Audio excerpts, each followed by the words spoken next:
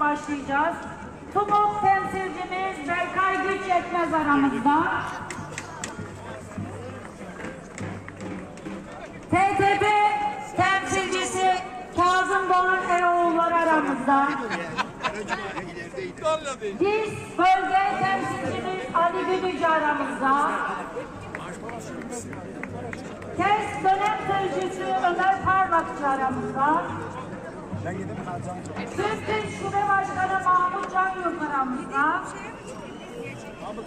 Eğitimin Şube Başkanı Ali Arpat aramızda. Hoş geldiniz tekrar.